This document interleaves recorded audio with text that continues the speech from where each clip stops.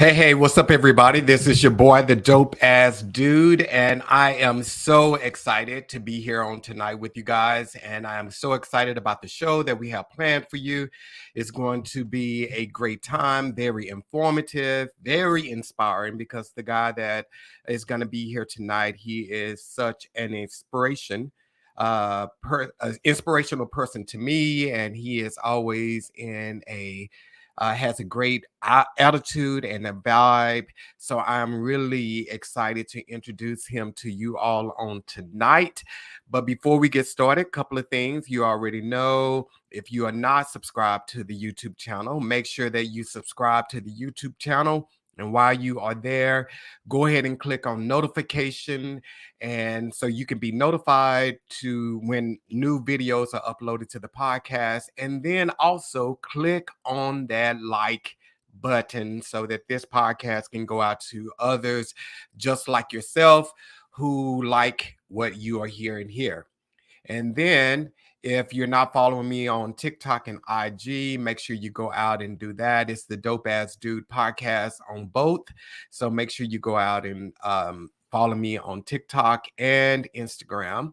And then if you are on the go, and you like listening to things while you are moving around, cleaning up your house, driving in your car, you can find the podcast on Apple and Google Podcasts as well as Spotify. So if you go out and subscribe to the Dope Ass Dude podcast on both of those. So again, I'm really excited tonight about having Donald on this show. I have known him for years. We actually went to high school together, and we were in the band. And I think Donald may have been 2 years ahead of me. Well, a year ahead of me. And he was drum major of the band. And it was just a great opportunity working with him. And I think he kind of stole the drum major position from me because I think we tried out at the same time. And he paid our band director, to give him the job. But no, for real, I kind of sucked at it and I didn't deserve it. But Donna was the perfect man for the job. He is a retired correction officer and a lieutenant, and now he is a domestic violence teacher. He teaches classes on domestic violence. And like I said, I am really, really, really excited to have him on here tonight because I think that you all are going to be inspired just as I am each and every day I witness this guy in action. So we're going to go ahead and bring him on out here. Donald, what's going on, man? Hey, man, you all right? I'm still kind of pissed from high school because you stole drum major, man. Oh man, yeah. Oh, that's a good one. That's a Yeah, good man. one. A lot. So Well, what? I was just say a lot of people thought that. Thought what? That you stole it? For real? Bruh, you was like the best person. You and Felicia Jones, y'all were the Oh best man. people for the job. Yeah, thank you, thank you. Wow, I never knew that. Yeah, it's behind the scenes stuff. Dude, we've had haters for years and years and years. So sorry for their bad luck. That wasn't a Yeah, part of their plan yeah, for their life. So that's right. what That's else right. been going on, man, since school and everything? What's been going on with you? Oh, just working. Uh, Started working for the sheriff department right after I got out of high school, and then for 3 years, and then for the next 25 years, I worked for the Federal Bureau of Prisons. So I've been pretty much on lockdown for 28 years. Literally. Literally. So how did you get involved in that? Did you when we were in school, did you know that you wanted to go into criminal justice? Did you know you wanted to go that route? Uh-huh. I sure did. I actually applied. Well, actually went to school for to be a criminal justice major, and I thought I was going to be an FBI agent. That's what I was shooting for. So again, you know how the saying goes: you shoot for the moon, and if you miss, you're still amongst the stars. So I landed a job with the Federal Bureau of Prisons, which allowed me to work with FBI agents and marshals and all the other federal agencies. So it was a very rewarding job. Uh, I appreciate everything that I've experienced and all the people, all the great people that I work with. And so after that, here I am. Wow. Wow. Wow. So you went to it straight after high school. You went Mhm. into like working with. So what did you do for the sheriff's department? I was a detention officer. I worked in the intake release section where you process the people in and then you process the people out. So, and Thursdays, Thursdays and Fridays were our busiest days. So a lot of people come to jail on Thursday. Okay. I don't know what that's about. A lot of, and Friday, of course, Yeah. they got time off, but Thursdays, for whatever reason, were really busy. And again, working in that environment, full moons, yeah, expect the unexpected. Oh wow. Yep, Like on actual full moon nights outside? on full moon nights outside. Oh wow. It's just something in the air that makes folks go crazy or whatever. I guess I guess people howling at the moon, "Ooh," but change it. Yeah, it's it is a mess. These people are a mess. Um, but it was you had your eye out for it, and you kind of every day you had your eye out for it, but especially on full moons, it was just odd. Even inside the prison, of course, it was just odd. Oh So wow. Wow. And then you went from detention off. Did you instantly become a correction officer when you went into the prison, or did you do something else in the beginning? no, I instantly went into correctional officer when I went into the prison. I started out at FCI Seagoville, Okay. and from there, stayed there for probably about 12 years, I think, 12, 13 years, 12 years.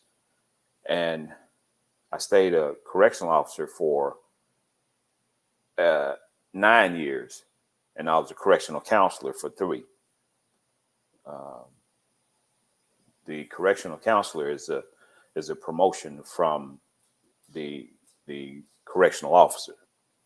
So basically, when you're a correctional counselor, you're in charge of a whole unit, basically, Okay.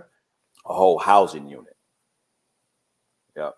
So uh, basically, I was responsible for the inmates' needs, everything they needed inside the prison.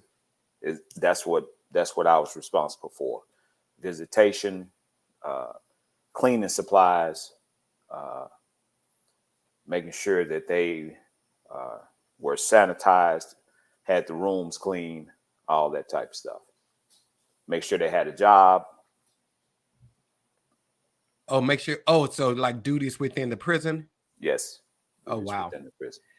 Now it's ironic that you said you took care of their needs because when we watch TV, we hear the inmates, they'll say like y'all they're treated like animals. But on the Mhm. outside, we think, well, some think that they're treated too well considering that they're in prison. Like, do you think the system treats them too well, or do you think they're treated like animals in prison? They're not treated like animals. I wouldn't say that. There are some places that are harsher than others, Hmm. and I from my experience, those are normally the prisons that are just overbearingly overcrowded with inmates. So a lot of their needs can't get met because they don't have the staff nor the time to take care of everybody. So as far as certain people, people doing their jobs. People did their jobs, but sometimes it was just overwhelming. So how do they staff like in prisons? Like, is there like one correction officer per 5 inmates? How do you staff properly for, a prison?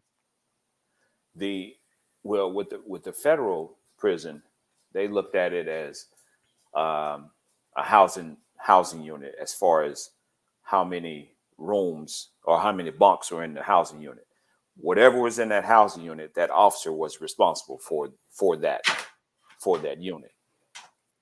So it could have been 200 200 inmates in one housing unit, and that one officer was responsible for that.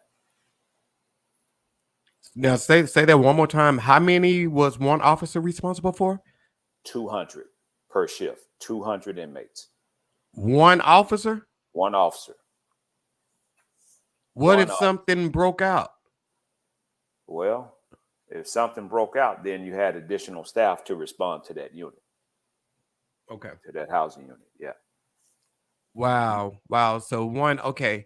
So let me ask you this here. So when like prisoners, when they come into the system and, you know, mm, like how do they section them out? Like, are they sectioned out based on the crime that they committed, or does everyone just go into the same prison? No. When they are sentenced, they they get a pre-sentence report where uh, they're given a score, right? And depending on their history, for instance, if they have a long criminal history, they probably won't end up at low security Seagoville. They'll probably end up at Pollock, Louisiana, or United States Penitentiary in Beaumont, Texas, or it could be a medium high security at Three Rivers. So uh, we also have, of course, this is all around the country. These guys have flown all around the country. So it all depends on, because we have a United States Penitentiary in Arizona, uh, several United States Penitentiary on the East Coast. So they could end up over there, and which is pretty far away from their home, especially if they committed crimes here.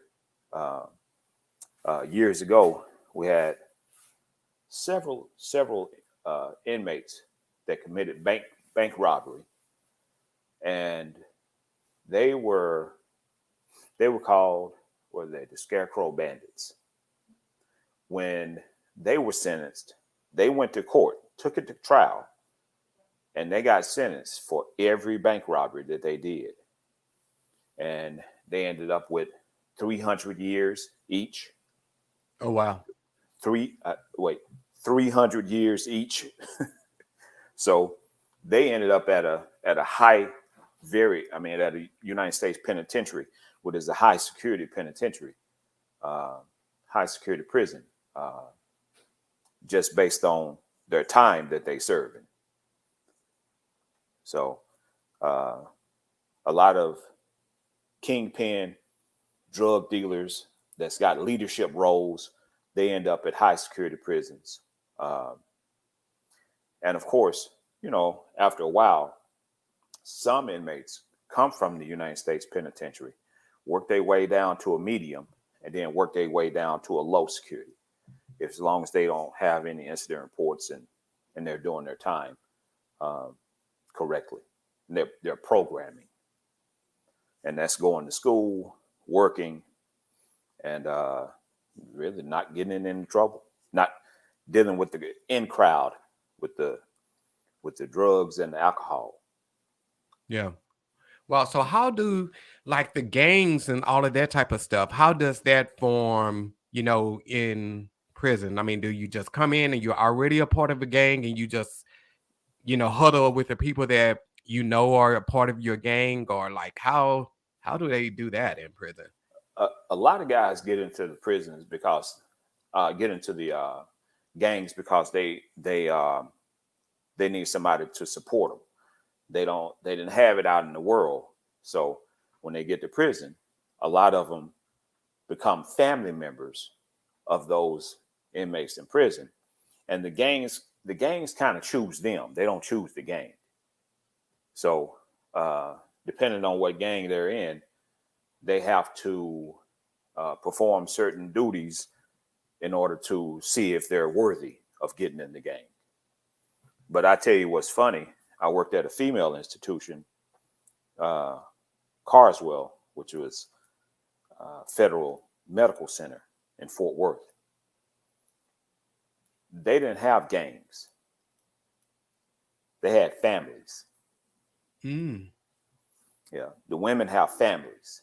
They have mom, dad, grandma, grandpa, uh, aunt, uncle.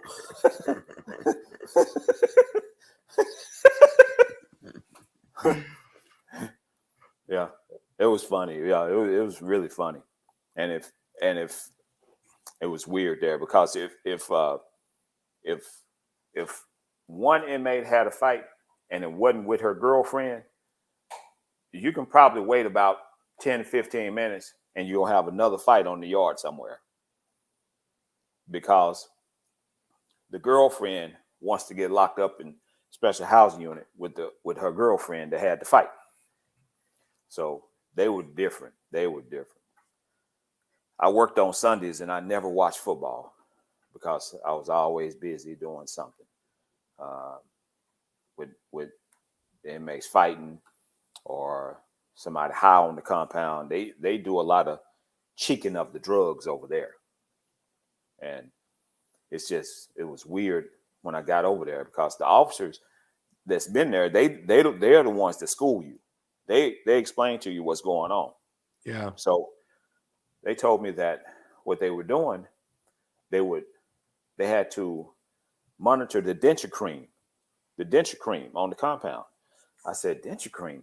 Yeah, they put it in the root of their mouth, the denture cream, and when they take their pills, they throw the pill up into the denture cream. And when they open their mouth so the nurse can see if they swallowed the pill is gone. Oh, wow. And then what Yeah, would they do with the pill? Just sell it for sell it, commentary? Is that sell what it. it's called? It's Commentary? commissary, commissary. Commissary. Okay. Commissary. Okay. Wow. Yeah, but they would crush the pill. They would crush the pill, depending on what pill it was. They would crush the pill and then snort the crushed pill, and get a different feel from the pill. Oh, wow. Wow. So that's wild, man. That I mean, like, because you have to be a pretty creative person to even think to do something like that. And I know some things are passed Mm-hmm. down, throughout the years, but even the person who originally came up with it, you have to be pretty creative to come up with something like that. Oh yeah, and they were crafty. They were very manipulative and very crafty. I I mean I had to really be a butthole over there because they always wanted to stand next to me and say and ask me how my day was. Why are you asking me how my day is? Get away from me. You know, I don't want any. This ain't no friendly ball over here. Move. So it was interesting working over there. It was funny, but at the same time, it had a lot of serious moments, and um, that's where that's actually where I first made lieutenant. I was a junior lieutenant over there, and it would that was the best place I could have started over there with those female offenders because you got to experience every incident that you would have experienced in any other prison. They do it all. They do it all, from fighting to hanging to cutting themselves to. I mean, there was you had a lot of inmates over there that were, and inmates in general, not just over there, but they are actually psych patients. They're actually psych patients, and we don't have enough psych hospitals, so they put them in prisons. We don't have enough drug and alcohol, substance abuse places, so they put them in prison. A lot of people don't even have to be in prison. You know, a lot of people have substance abuse problems, Yeah. mental health problems, but they lock them up in prison. And is that where you is that do you feel that is where the system fails us? You know, because they're just placing people in prison and they're not getting the help that they need there. So, wow. Yes, I do. I sure do. I've watched people come through there, through that, through the prison, that they they were good people, but they were drug addicts. They were drug addicts. They were they would smoke and uh, snort anything that they could get their hands on. You know, sniff paint if they could find that. If they could, it didn't matter. They whatever they could find to get high with, that's what they did. Yeah, Wow. Wow. Wow. yeah. Wow. So, Donna, what are three misconceptions of prison? Like, what are three misconceptions the outside world have of prison? The outside world uh, have to realize one that inside of that prison, it's a world. It's a world of its own, right? And inside that world, you have, I explained to you, you have housing unit officers. Those housing unit officers are basically the mayor or the sheriff of that housing unit. So they are the ones responsible for walking around, getting to know all the inmates, knowing who does what, where they going, what time they go. They watch them. They watch everything that they do, and uh, that's how we know, you know, who's pretty much where they are and when they're supposed to be there. So that's one thing. The second thing is uh, no one that works in the prison is, uh, I say majority are intentionally abusing the inmates. You know, what I've seen are a lot of staff, just like anywhere else. You have the people that really don't want to do their jobs, you know. So it's not that they're ignoring them and abusing them. It's just that they're lazy and won't do their jobs. So a lot of people have that misconception that everybody's doing what they're supposed to do. They're not. So uh, as far as abusing them, no, it's probably not abusing them, rather than it's probably ignoring them, you know, because somebody didn't want to do their job that day, you know. Uh, the third thing would be the programs that we have set up for inmates, especially with the federal system. They are meant to prepare the inmates to exit the prisons. We have so many programs in the education department that will prepare these inmates. They even have job fairs for them to go on, mock job fairs for them to go on to see how to interview. So it's not like they don't have the skills. They also have programs to where they are doing horticulture, plumbing, electrical work. They have all these apprenticeships that you can get while you're in prison. Uh, there are several truck drivers, people that are driving trucks in prison. And then when they get out, they have their CDL and they can go drive trucks, you know. Uh, but there are programs for the inmates for when they get out. The the thing about once they get out is having society to accept them out, because society, a lot of them won't give them a chance. A lot of them won't. They'll look at their record and they'll find and see that they are convicted felons, and they will not hire them, or the former inmates will lie on their form application just so they can get the job. They're doing a good job, but then because they lied on their background, they fire them again. So I blame society for not giving these people that are entering back in society another chance. They messed up. They paid their debt to society. Let's ride again. Let's do it again. Let them have. Let them have it. You know, give them a chance. So once they don't have that chance, a lot of them go back to the block, to their neighborhoods, and fall right back into the same group that they were in. And those are the ones that return to prison. That's where our recidivism problem comes in. Because, like, what is the likelihood that someone will return? Like, is it a number like 3 out of 10 or something like that? Is That I'm not sure. I looked it up once, and I I want to say it, uh, it may be around 50% or so, if not higher. It may be higher, but I just know that a lot of people turn back to the life of crime, uh, and that's high. Over 50% is high.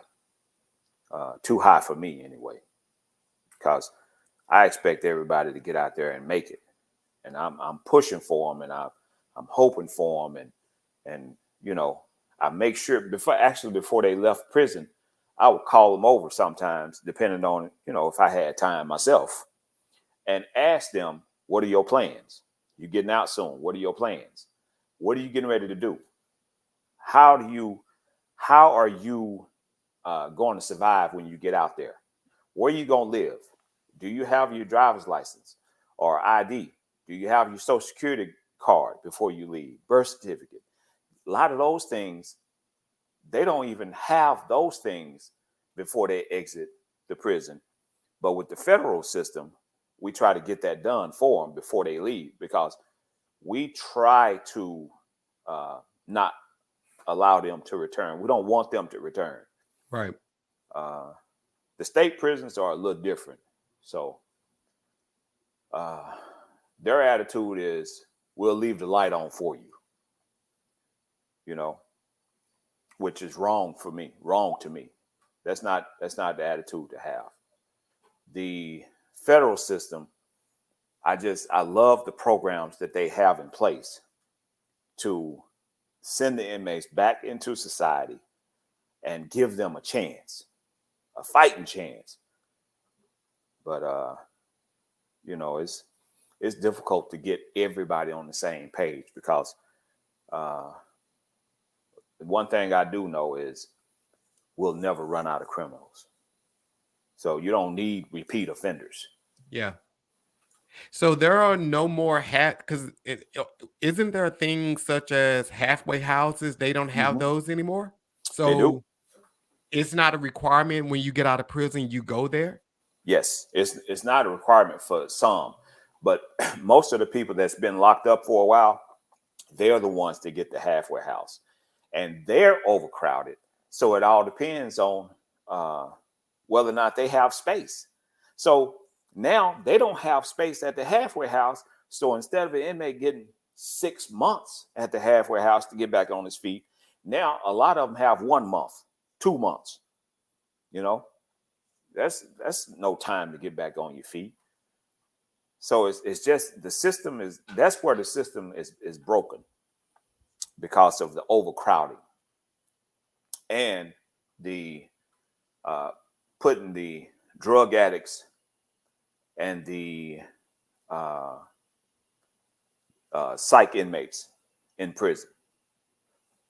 So I think if they worked on that, uh, we would do a lot better in society, especially with the drugs, man.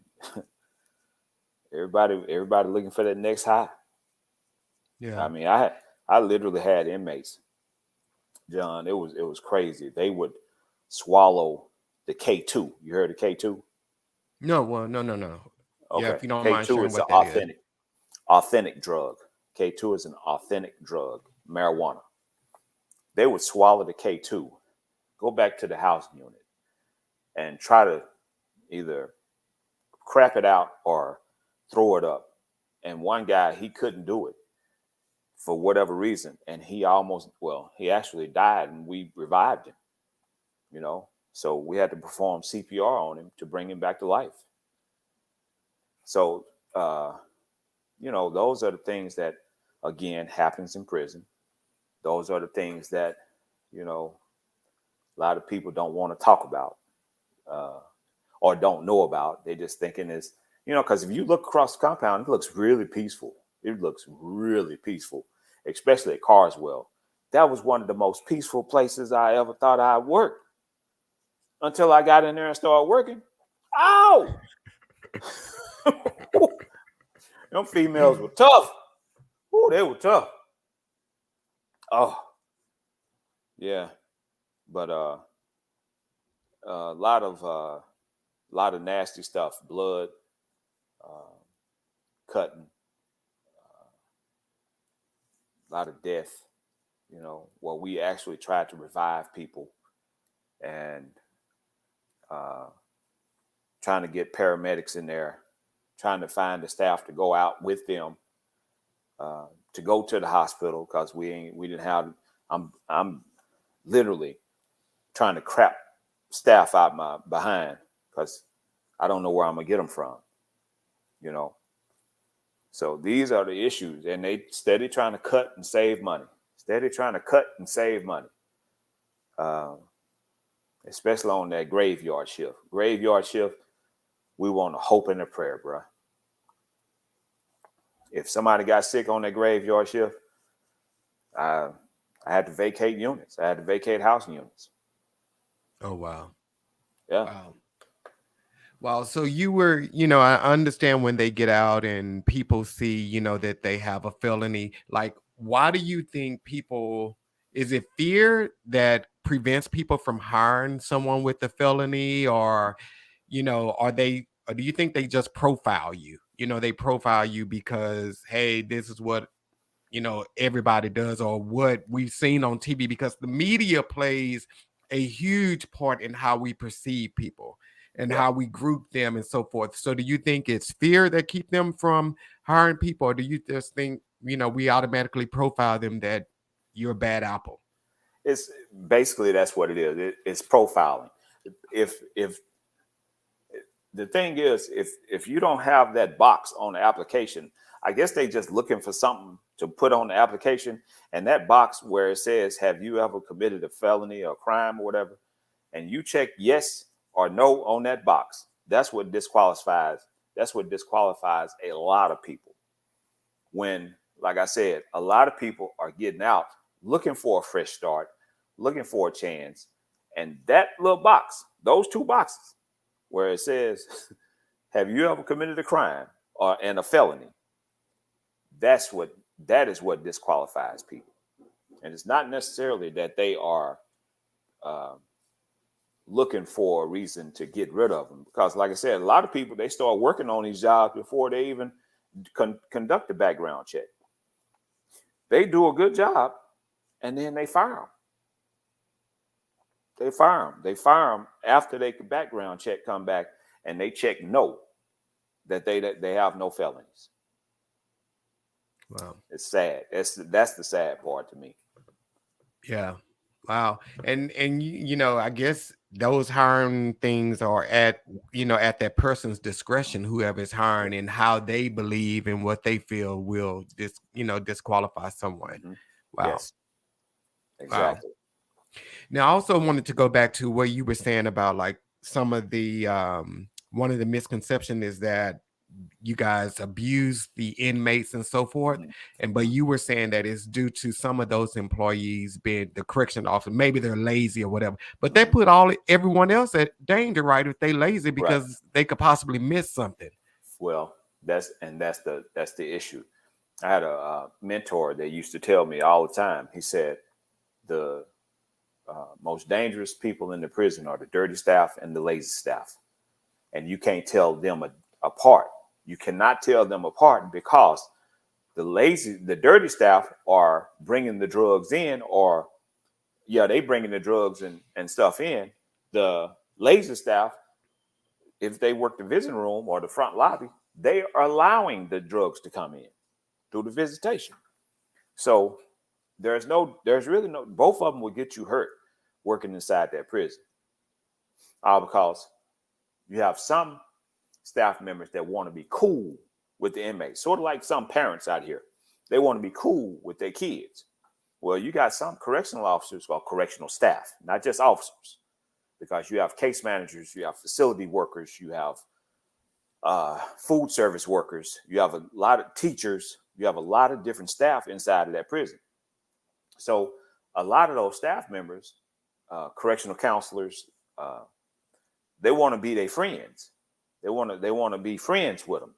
They want to talk to them and laugh with them and ask them where the hot spots are and go hang out with some friends that they say go hang out with outside the prison, So it's crazy how some people get mixed up like that and don't see nothing wrong with that. Yeah, you can't do that. Yeah. And that's what I was about to ask. Like, how do they even get involved to the point that they the ones smuggling the drugs and stuff in that? I mean, like, wow. A little bit at a time. A little bit at a time. One of the old tricks that that some of the dirty correctional officers or correctional workers do is they would bring in chicken, right? They would bring in their lunch, eat chicken, and bring in a 10-piece for their shift. Eat one piece of chicken out of there and throw the rest of it in the trash. Well, guess who's emptying the trash? So now the inmates, he don't just dump all the chicken in the trash can. He leave it in the box and put it in the trash. They go empty the trash, get the chicken out, and they go have church's chicken. And he's doing it intentionally. That's not accident. Wow. Yeah, it had to be churches. Couldn't be golden chicken. We would have ate about 6 pieces of that chicken. Exactly. Churches, we could just throw that away. It's greasy anyway. Yeah, it's greasy anyway. Oh man! So they would put the chicken in. I mean, that's how they would smuggle it in. Oh wow! Well, it's their lunch. It's their lunch. So they would bring the chicken in. Of course, we like, oh man, you hungry today? Man, I'm finna grub. Oh, okay. Well, next thing you know, I got a drop note that say, hey man, Officer so-and-so or case manager so-and-so brought us some chicken the other day. Chicken. And you start thinking, man, he sure did bring a whole box of chicken in a couple of days ago. And that's the chicken that they were talking about. Yeah. Wait, that would be the inmate saying that he brought them some chicken in? Yes. Yeah. Oh, wow. Yeah, they tell it because they didn't get none.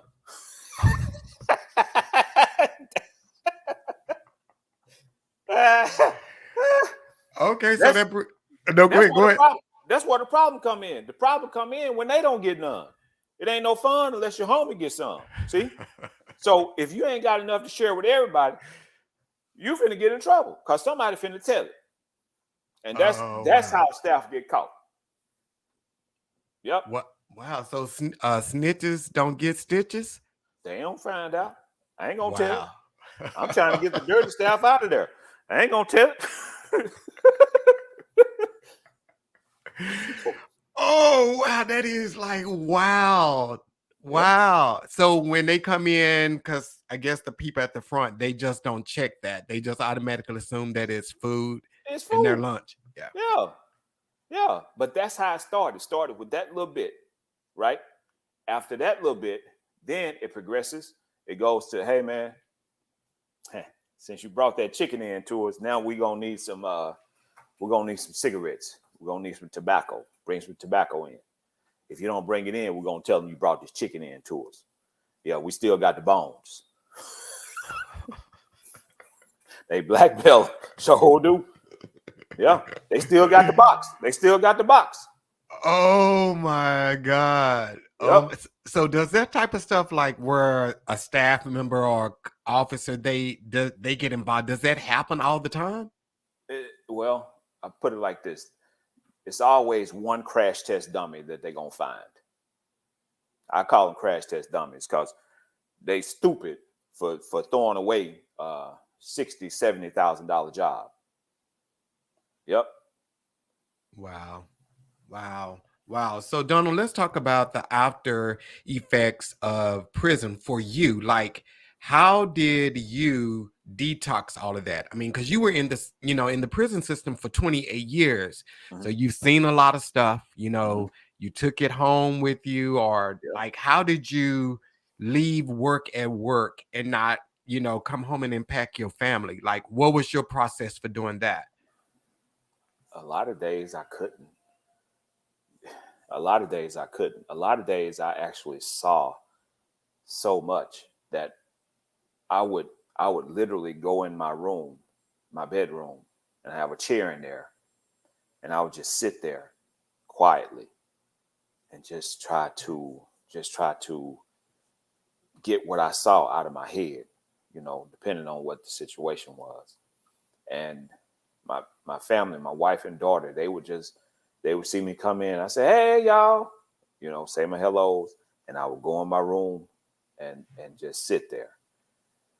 And it wasn't it was a very difficult journey, uh, because I put it like this: a lot of correctional staff have PTSD, and they won't acknowledge it in Congress.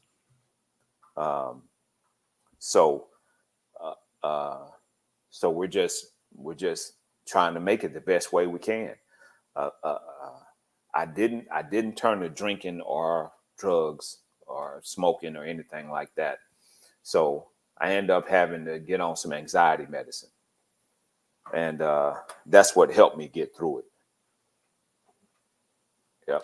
So when you guys are working in the system, do they have like on, or is it a requirement that you guys see like a therapist? Because I mean, like I said, you see so much stuff that it can be an overload, that you guys need somebody to talk to, work through. Because church, don't get me wrong, we can talk to our pastors and Hmm. so forth, our spiritual leaders, but they are not counselors or therapists, so they can't effectively help us in that. So they might need to like start, you know and They re- someone else just asked, was therapy an mhm. option? Yeah. It we do have EAP, Employee Assistance Program, and if you believe that you need counseling or help, you can call that number. And it's really weird that, depending on the area that you live in, don't nobody answer. So so You talk about on the EAP? on the EAP. So I had to go to my regular doctor and Them ask lazy them, dogs. lazy dogs. they, were sorry, boy. Oh They my were god. terrible. So I mean, in this area right here where I live in the Red Oak area, there are no psychologists to help you, to talk to you, to talk to correctional workers, firemen, policemen, uh, emergency room staff, hospital. It's really sad. So in order to get help, you would really have to go outside of EAP and find another doctor in the area, another psychologist in the area. And that's what I had to do. Yep. I see your sister out there talking this shit. She said, I need that job. Yeah, yeah. They need Oh, you too. wow, wow. Yeah. Because I mean, that is, and I mean, I think that's another place where the system or the government is failing, the system, because it's Mhm. like you guys need that, you know, someone to talk to as well and be able to, get out and just express yourself. Because it's not fair to your families to Mhm. have to, you leave straight from work, you got all this stuff on you, and then you go straight home, and then your family has to deal with that. Yeah, and that's true because uh, there were times where my daughter, bless her heart, she wanted to come and hug on me, love on me, and stuff, and I would literally push her away, you know, because I was trying to cope with what I was dealing with uh, after working there. I mean, it was sad. Now, I mean, I'm literally trying to make up for it now because I, of course, retired. I caught her still in high school when I retired, so which was a good thing. So I was able to make it to a lot of her programs and stuff like that. So you have a lot of family functions that I missed over the years. Over 28 years, I've missed. I really stopped going to family functions with the big family, with my cousins and all that, because it was so difficult for me to leave. So I would have to go to the gathering, Thanksgiving or whatever it was, Christmas, and I couldn't stay. I had to get up and leave because I got to go to work at midnight, or I had to be at work at at 4 o'clock, and my family, they don't meet until 5. Yeah. So yeah, so I very rarely made it to family functions, which actually created separation with my family. Uh, I'm trying to get back in good with them now, and I just feel pushback from them all the time. It's like, hey man, hey, I'm here, and they like, so. Wow.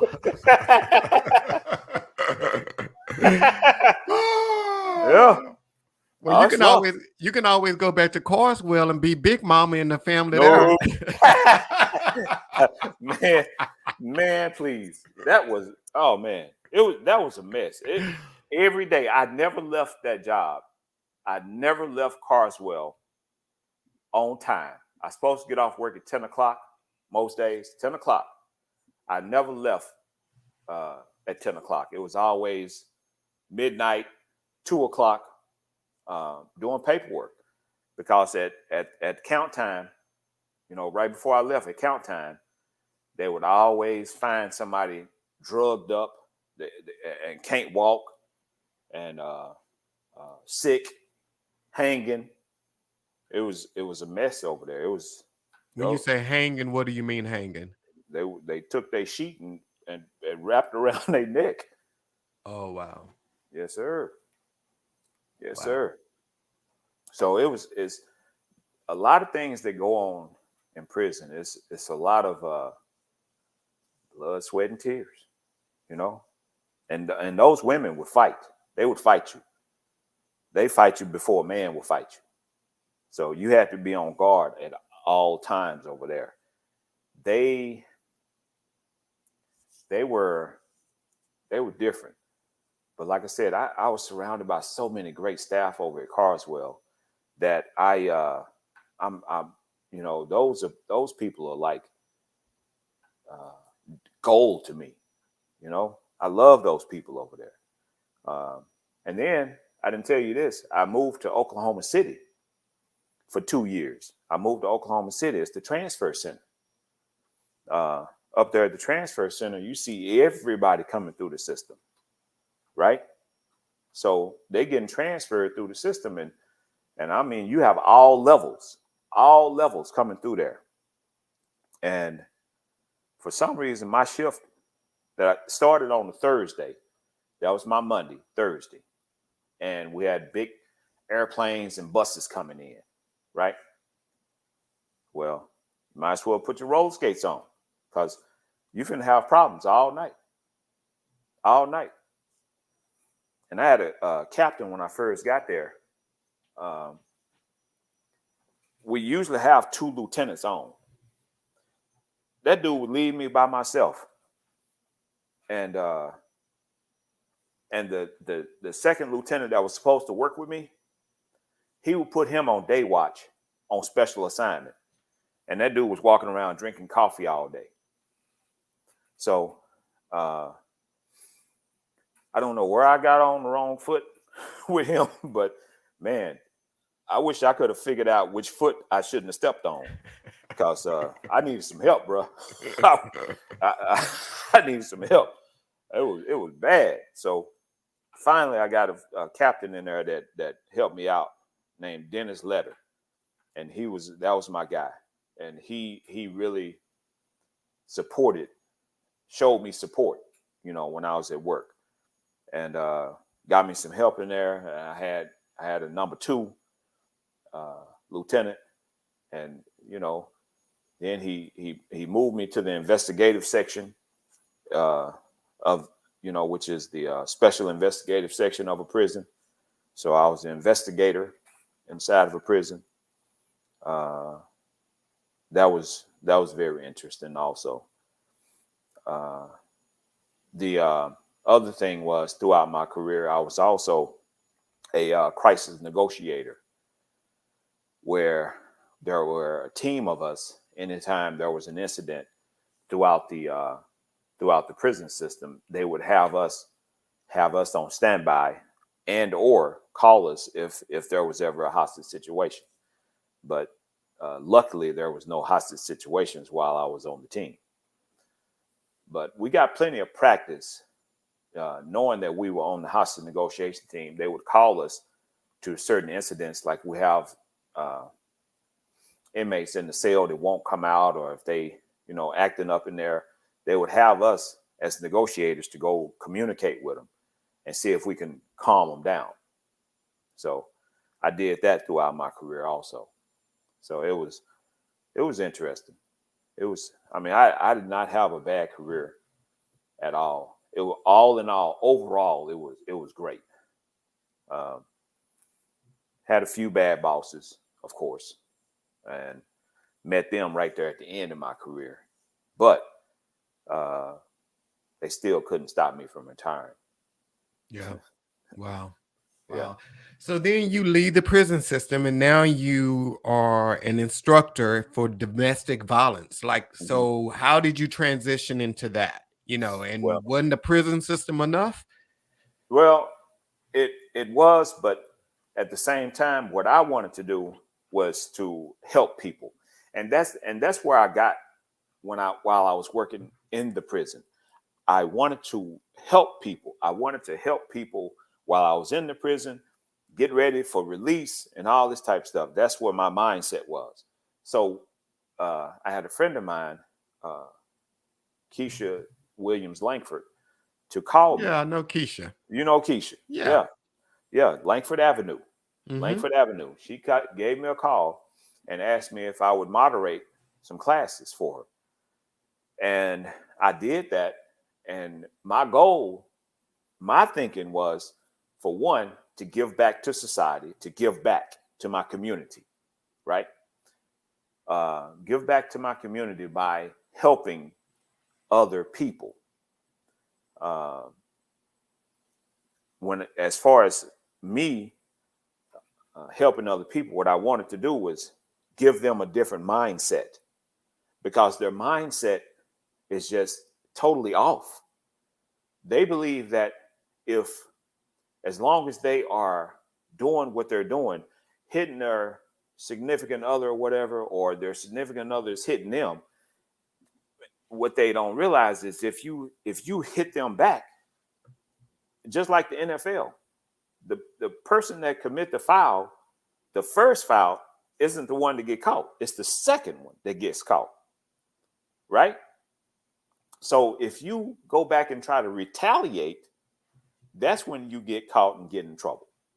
And a lot of times, uh, it could be an argument, and the neighbor called the police. Uh, I tell you something that I just found out. if if you are in a dispute or disagreement with someone, and you screaming and yelling, they trying to say, shh, calm down, shh, because they're loud or whatever, and they simply put their hand over your mouth, that's called impeding breath. Oh wow. So you can go down for that? You go down for that. That's impeding breath. Oh wow. Mm-hmm. Yep. It's a lot of interesting stuff. They are very intelligent when it comes to the law and stuff like that. So whenever somebody have a question about it, it's always other people in the class. They are so intelligent with the law. They can answer those questions. So it's like brothers helping brothers, men helping men. So they actually help each other. And Langford Avenue, they actually promote that. They promote them to get in touch with each other. If they start having troubles or whatever, they can contact each other and say, hey man, I got this going, man. What I need to do, you know? So, which is a good thing. That's is awesome. So I enjoy uh, communicating with them, talking to them, and give them not necessarily what they need to do, but tell them whatever it is that they need to know and try to change their mindset, because a lot of their mindsets are off. Most, I say, since I've been teaching moderating these classes, uh, I say about 80% of the clients that we have in those domestic violence classes are in there because they were either high or drunk. Some type of substance uh, had them to do what they did. Ain't no different than the prison system. Most of the people that come to prison, it's either drugs are involved, well, mainly drugs. Most people are in there for drug crimes. Either they were trying to smoke the drugs or they were selling the drugs. So uh, if we can just get the country off drugs, off illegal substances. Wow. Wow. Wow, this has like been a lot tonight, man. I mean, I feel like I probably could survive 60 days in. Not really. No, no, Not at all. I couldn't no, even not at survive an all. hour. Not at all. I wouldn't want you to. I wouldn't wish that on my worst enemy, man. I'm telling you, it's an environment that you every day you walk into, the officers and the staff stress level goes up. And after so long, you don't even feel it anymore. But you have so much stress on you that when you finally retire, John, I thought I was having a heart attack. I didn't know what was Wow. wrong with me. Yeah, Wow. yeah. I had calmed. I was trying to calm down and take deep breaths, and and the stupid lady at Walmart keep yelling over the intercom. My nerves are bad already. Attention, Walmart shoppers. It's like,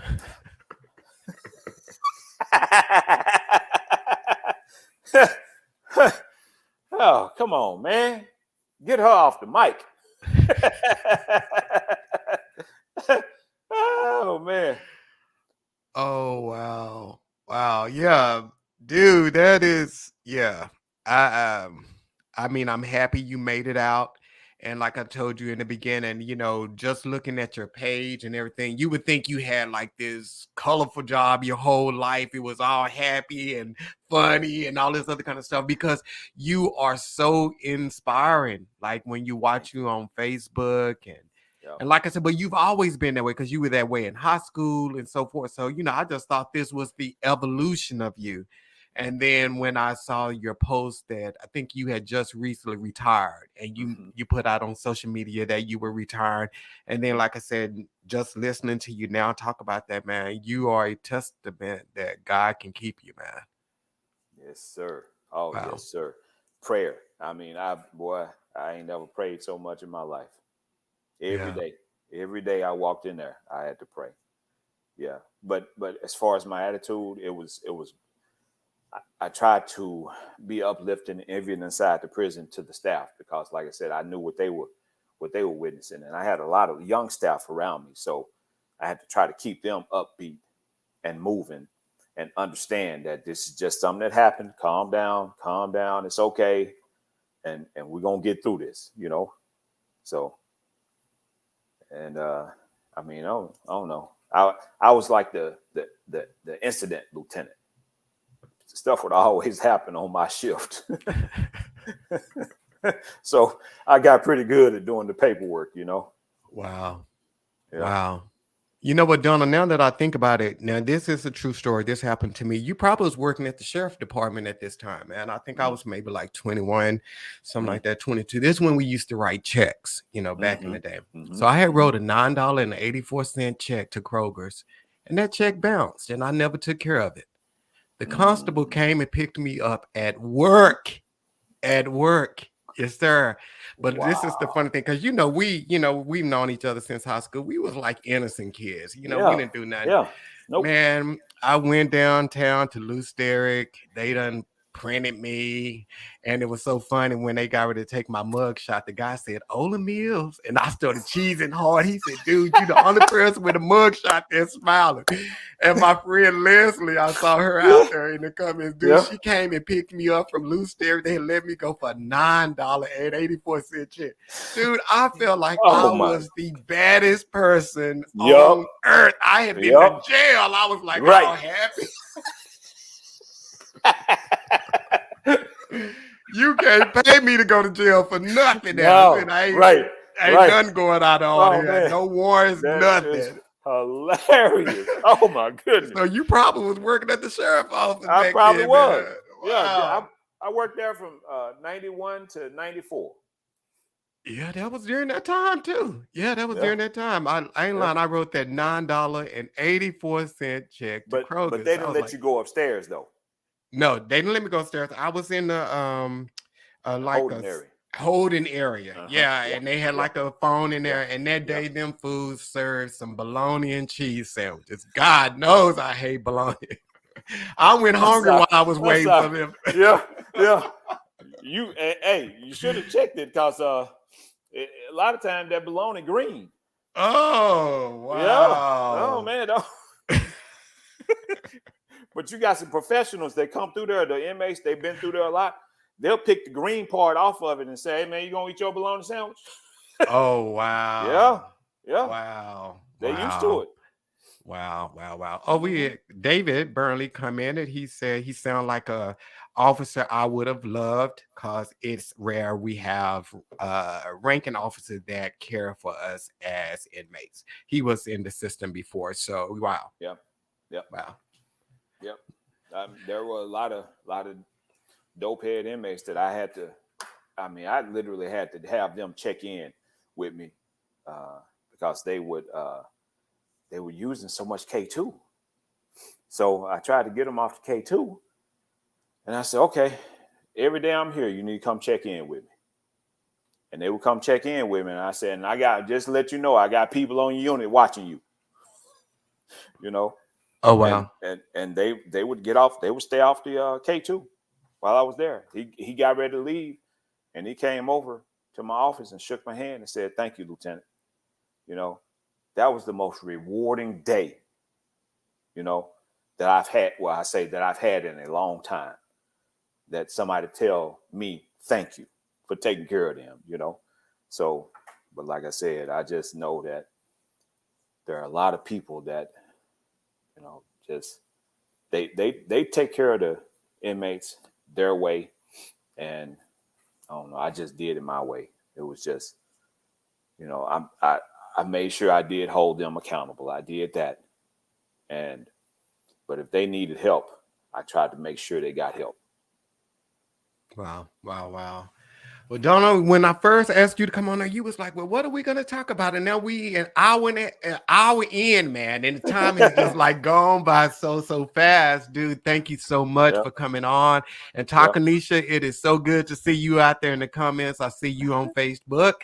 as Yep. well. And then also definitely want to give a shout out to Dr. Keisha Langford and her husband. And it's good that you mentioned that you're connected with her. I mean, I've known Keisha since we were at East Texas State, Yes, which is that's Texas right. A&M and Commerce now, That's right. and Keisha Langford Avenue. So if people, you want to donate to an organization that is impactful and doing things, look them up on Mm-hmm. Facebook, Langford Mm-hmm. Avenue. Mm-hmm. Keisha is an extraordinary woman. I've never met her husband, but for her to be with him, I know he has to be a great Oh, man as well. awesome. He is. Yeah. He sure is. Good So guy. Good Donald, guy. thank you for coming on, man. I'm gonna have to get you back on, man. Yeah, yeah, yeah. Because I wasn't halfway through. See, yeah, I've got to get you back on. We got to get you back on, dude, because this has been Ah, like very informative. Because, like I said, we watch TV, we watch the shows 60 Days In and Scared Straight and all of that stuff, but you really never know what's going on in the system. And I have a nephew. He was in the system, and that's who that David is. And he's okay. come out, man, and he's changed his life, family, two beautiful children now, and he's a Yeah, truck driver. It was yeah, interesting you said yeah, about the yeah, CDL. yep, He's a yep. truck driver. So Mhm. those who are out there listening, there are guys that get and women that get out of the system that Yes, are really trying to make a change. They just need someone to give them a break. yes. So if you're in that power position, do that. And Donald, we're going to have to get you back on, man. Thank you so much for coming on. Donald, people need to get in touch with you. They want you to come speak. How can they get in touch with you? You can contact me through Messenger, or you can email me. I'm going to Put type my that in. email address in there. Let me put that up there. You guys.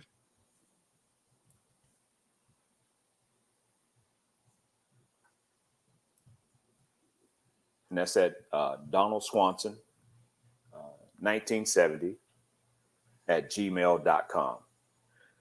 So you can reach Donald there if you want him to come, speak, teach, and he's retired, but he still want an honorarium. So, have a budget there for my brother when you call Yeah, him. yeah, yeah. Yes, sir.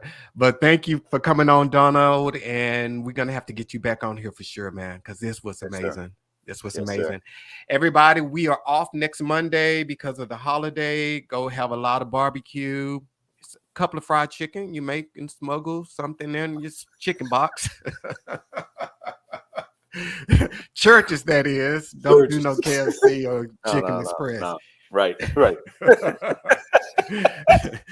But no, we will see you guys again on the 5th of January. And then the last one of the season will be June 12th. So look forward to seeing you guys back on the 5th. All right, then. Peace.